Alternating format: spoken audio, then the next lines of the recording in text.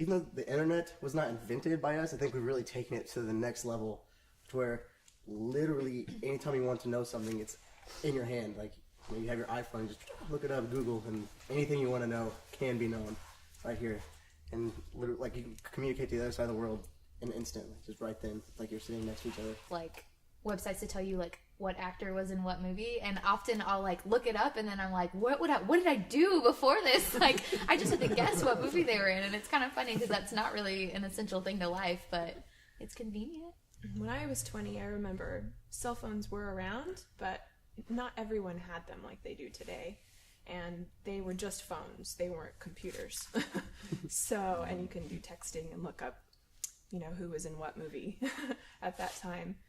But most people had cell phones, and most people were starting to use computers in their homes all the time, too. At 20, I was in school, and someplace about halfway through my college education, the internet started to explode, and that was something that we were realizing we could do research from behind a desk and multitask. As a surprise child, they did have computers. In my 20s, I never used one. I knew it would take probably a 18-wheeler to haul one around, so we didn't ever have that luxury. However, I was also in school, in higher education. I was in college, and as far as communication, the good old standby landline was all we had access to. I think I'm an older boomer than you are. You are.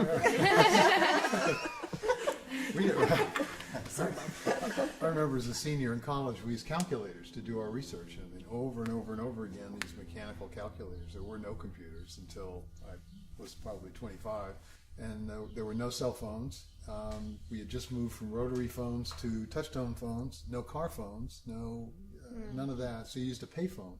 If you broke down somewhere on a road, which I did in my old crummy car several times, you'd hike far enough to find a payphone, because anybody who'd stop to help you didn't have a cell phone either. The closest thing I think that we had when I was 20, as far as cell phones go, was Dick Tracy and the comic strips and his wrist radio. It was just unheard of. I never thought such a thing would ever happen. I do remember being pretty excited about dial telephones. I don't know if the word technology had even been invented at that point in time. I don't remember it at all. The four-party phones, I mean, that was very typical.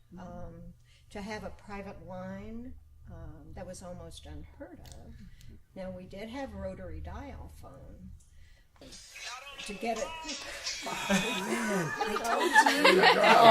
Oh, man. Well, that was appropriate. That's what I'm talking about. Well, Wow. like I